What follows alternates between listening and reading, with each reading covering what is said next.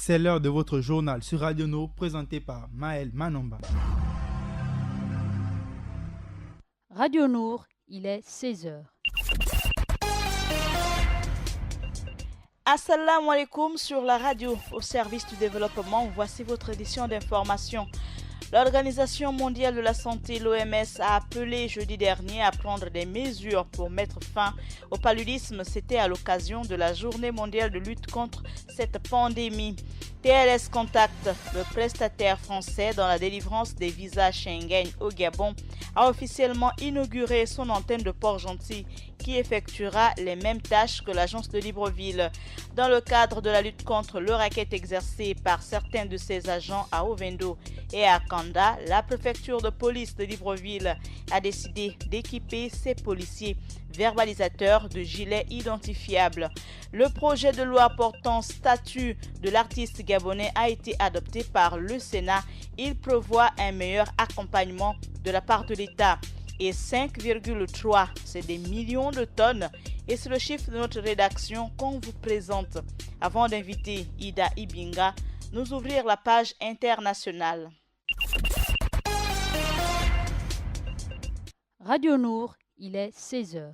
Selon le dernier rapport sur le paludisme publié en novembre 2018, aucun progrès significatif n'a été accompli entre 2015 et 2017. Après plus de 10 ans de progrès réguliers, on estime à 435 000 le nombre de décès dus au paludisme en 2017.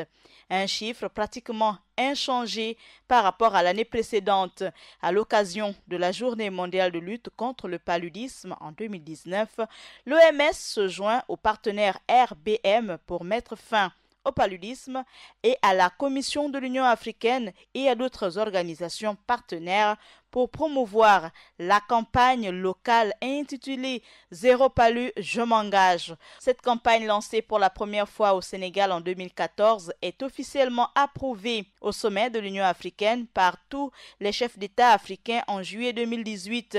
Elle vise à mettre le paludisme en bonne place parmi les priorités politiques et à mobiliser des ressources supplémentaires, sans oublier donner aux communautés les moyens de prendre en main les activités de prévention de la maladie et les soins. On va à Port-Gentil, chef-lieu de la province de l'Ogooué-Maritime, la capitale économique du Gabon. Port-Gentil a démarré ses activités le 25 mai 2019 pour les demandeurs de visa Schengen qui n'ont certainement que 2 jours par mois pour déposer leur demande. Il s'agit de chaque 2e et 4e lundi du mois entre 8h et 14h30. Les habitants de Port-Gentil et des alentours n'auront plus besoin de se déplacer à Libreville pour déposer leur demande de visa pour la France, se réjouit l'ambassadeur de France. Les prestations proposées par TLS Contact sont la prise des rendez-vous en ligne, l'accueil des demandeurs et un guichet sur place pour le dépôt de la demande, la collecte des données biométriques, l'information des demandeurs sur les justificatifs à fournir à l'appui des demandes de visa et la restitution des passeports via courrier express au domicile du demandeur. Selon les services du Consulat général de France au Gabon, le taux de refus de visa au Gabon est l'un des plus faibles dans la sous-région. Il serait de 4 à 7%. On revient dans la province de l'Estuaire où c'est bientôt fini le racket et l'abus d'autorité exercé par certains policiers à Kanda et à Ovendo. C'est du moins ce que promet la préfecture de police de Libreville ayant lancé récemment une opération dédiée dans ces 2 communes. Si l'on avait souhaité que cette opération intègre en priorité Libreville où les plaintes d'automobilistes n'ont pas cessé ces dernières années, les forces de police nationale ont préféré se concentrer sur la banlieue où les agents commis à la circulation seront désormais équipés d'un vêtement pour le moins visible par les usagers de la route.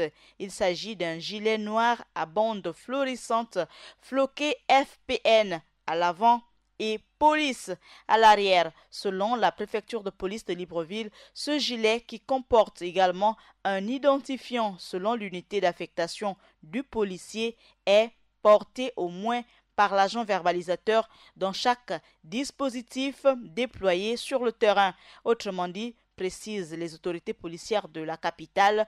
Tout agent interpellateur n'arborant pas ce gilet n'est pas autorisé à verbaliser sur la voie publique, sauf cas de force majeure. En attendant plus de précisions sur le cas de force majeure dans lequel pourraient bien s'engouffrer certains agents véreux pour justifier des actes répréhensibles dont la poursuite du racket, la préfecture de police de Libreville a déjà mis à la disposition du public deux contacts, le 04 18 12 12 et le 05 81 81 81. Pour le WhatsApp, il s'agirait de recueillir des plaintes des usagers qui se sentiraient lésés. Cette opération, indique-t-on, prendra effet progressivement. On parle de culture dans cette édition d'information. Il aurait fallu plusieurs années pour parvenir à l'aboutissement de l'adoption par le Parlement d'un projet de loi visant à conférer à l'artiste gabonais un meilleur statut que celui peu glorieux dont il bénéficie actuellement, ayant été amendé par les sénateurs durant les 12 derniers mois. Le texte adopté ce jour n'est pas celui ayant reçu l'assentiment des députés du moins. Plutôt, précise Alain-Claude Bilé-Binzé, ministre de la Culture, qui conseille, je cite, « encore un peu de patience » aux principaux concernés, d'autant que, à la suite des modifications opérées par la Chambre haute du Parlement, une commission mixte paritaire devrait prochainement être mise en place pour finaliser le texte. En attendant, le ministre d'État en charge de la culture annonce déjà, je cite, « le bout du tunnel pour les artistes qui pourront enfin bénéficier d'une reconnaissance par l'État et d'un statut spécifique ouvrant le droit aux prestations sociales et à la retraite. » Fin de citation. C'est en février 2015, il faut le rappeler, que le Conseil des ministres avait adopté le projet de loi portant statut de l'artiste en République gabonaise. À l'époque, le même Conseil avait expliqué que ce texte a pour but de donner un statut juridique aux personnes qui, par leur œuvre, contribuent au développement culturel national et concourent au renforcement de la cohésion sociale par l'enrichissement de la culture de notre pays. Fin de citation.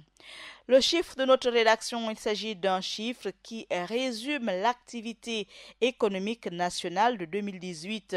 La Direction générale de l'économie et de la politique fiscale assure que la production nationale de minerais et d'agglomérés de manganèse a atteint 5,3 millions de tonnes en 2018. 5,3 millions de tonnes en 2018, une performance record par rapport aux années précédentes. Place à présent à la page internationale présentée par Ida Ibinga. Walaikum salam Maël. Au sommaire de notre actualité internationale, on parle en Afrique du Sud de la crise d'identité des bonnes fruits. En France, Marine Le Pen à Prague pour soutenir son allié tchèque du PSD. Et enfin aux États-Unis, on évoque la candidature de Joe Biden qui ne fait pas l'unanimité chez les démocrates. Nous démarrons notre actualité internationale en Afrique du Sud. Ils ont 25 ans ou moins et n'ont jamais connu la chape de plomb du régime raciste de l'apartheid. Ils sont les représentants de la nouvelle génération de Sud-Africains, la génération de Nelson Mandela qui a promis à la nation arc-en-ciel. Retenons que la plongée dans le monde de bonnes fruits, cette génération, je cite, est libre, qui doit bâtir une nouvelle Afrique du Sud sur les cicatrices de l'apartheid. C'est devant le célèbre musée de l'apartheid de Johannesburg qu'une succession de bustes touristiques des familles venues de toute l'Europe y viennent voir l'enfer qu'ont vécu des millions de Noirs, d'Indiens et de Métis sud-africains pendant un demi-siècle. L'actualité se poursuit en France à un mois des élections européennes et avec certains sondages qui donnent le Rassemblement national devant la liste Renaissance portée par la République en marche. Marine Le Pen est venue soutenir son allié tchèque du PSD. Il a pour objectif, je cite, confirmer la dynamique électorale du camp, quitte à jouer sur des thèmes que le Rassemblement national version Marine Le Pen avait un peu oubliés. Nous bouclons notre actualité internationale aux États-Unis. Dans un clip de candidature diffusé sur Internet, l'ancien vice-président de Barack Obama se pose en défenseur des valeurs américaines face à Donald Trump. Notons que sa candidature a fait réagir le président américain, mais aussi la gauche du Parti démocrate, qui ne voit pas d'un bon œil sa candidature. Il faut dire que dans son clip de candidature,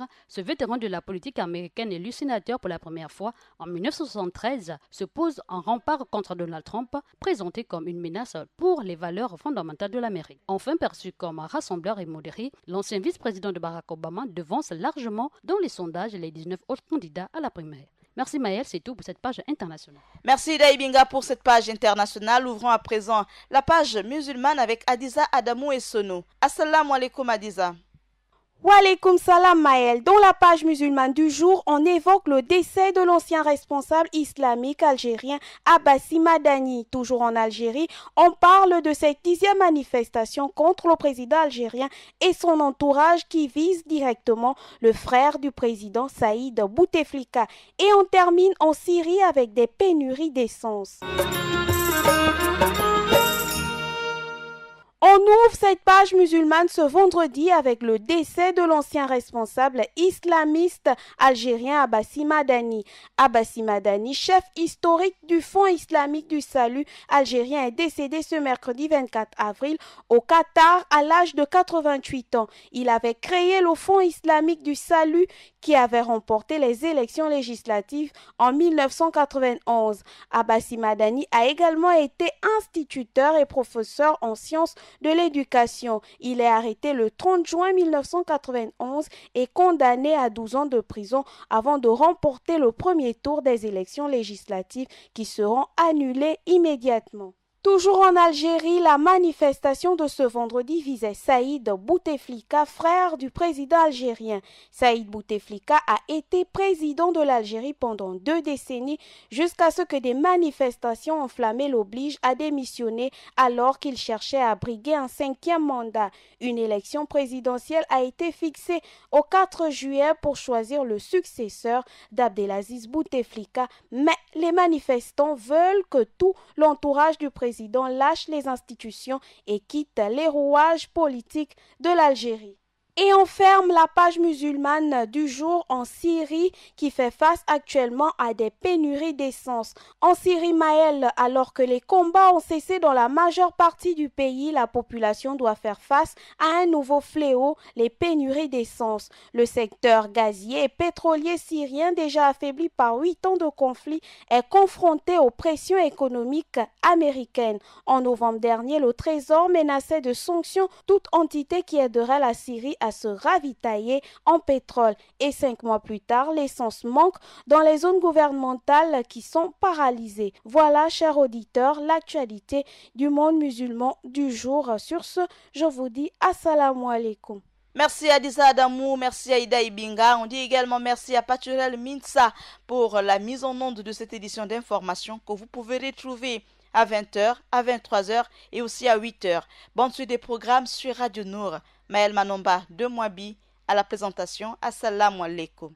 Radio Nour, il est 16h.